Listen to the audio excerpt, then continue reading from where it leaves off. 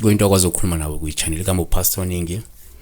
Sibheka udaba lamaphupho njengenjwayelo. So nje qhaqha kafushane usiphokazi wakaNcobo uthi cela ubuza ukuphupha umuntu enempandla. Chazana akachaza ukuthi ubaba wakhe, indoda yakhe noma ubani lo onempandla. Kodwa singasho kanje singathi na uma okokuqala singakusho ukuthi number 1 uphupha impandla. Kupha usithathe njengoluhluma ungowesilisa ompofu unempandla. Lungasho ke la ingcebo nemali ezofika kodwa ke ezofika ke ikulethele mhlawumbe nezinkinga nezinkathazo. Number 2 futhi ke uma unempandla noma uphupha impandla kupha oluhluma ungowesilisa ompofu.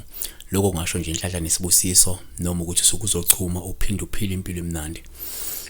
ULeviticus 13 verse 40 to 41 uthi umuntu ophunyelwe izinwele futhi enempandla uhlanzekile. 41 uma izinwele zakhe ziphundukile kusukela ekhanda lakhe ngaphambili futhi ke enempandla yasebunzini uhlanzekile. Number 3 uma uphupha impandla kuphawu olubi uma ungukuthi unothile unempandla.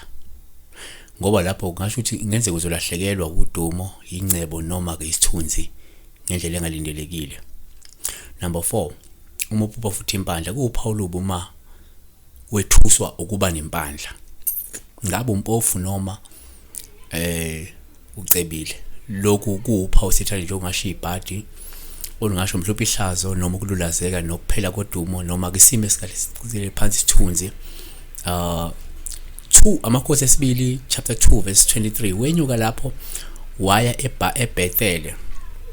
Esenyuka endleleni kwaphuma abafana emzini bamklolodela bathi kuye yenyuka wena mpandla ndini, yenyuka wena mpandla ndini. Yabo? Ka number 5 futhi singabalula ukuthi uma kupha ukuthi impandla kuphawu uma unempandla ngoba inwele ke iqothuka noma kumaqwaqwa ekhanda inwele zakho iziqothuka nje. Ngoba lokho kungasho ukuthi mhlawumbe ngenzeka uzobanjwa ugula noma ungaphaswa kwencindezi njengamanje noma uzokhungathwa zinkathazo noma ukhungathwe inkathazo noma ke kunesimo esibhekene naso njengamanje esiqeda ukuzethemba kwakho. Isaiah 22 verse 12 futhi ke ngalolo suku inkosi uJehova sebawuthi yabizela ukukhala nokulila nobumpandla nokubhinqa indwangu yamasaka. Number 6 asekusho futhi ukuthi uma uphupha impandla kuphawu uma ungowesifazane umlingani wakho umbone nempandla. Lokho kungasho ukuthi ngase nibhekane nesimo esizodala uqhekeko kwezothando noma uqhekeko phakathi kwenu siphazamise nozinzo olukhona njengamanje. Ka number 7 futhi umphupha kuphawu uma ungowesifazane umlingani wakho enempandla ngabe kusho ukuthi kumele ulinde uthandaze ngoba lo muntu kungenzeka ke lona ubambo lwakho futhi nizogcina mhlawumbe ngokuba nezinkinga ezizophazamisa ubudlelwane benu. Number 8 kungaba uphawu futhi uma ungowesifazane wena ke unempandla. Lokhu kungachaza ukuthi mhlawumbe uzoba mpofu kuzodinga ukuthi usebenze ngokuphindiwe ukuze ukwazi ukuziphilisa.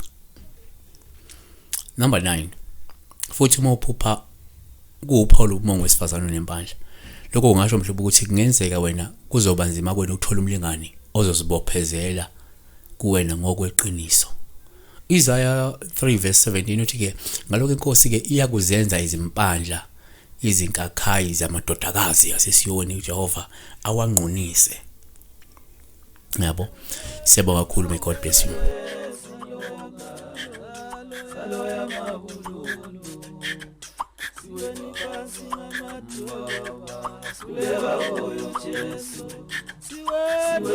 Siweni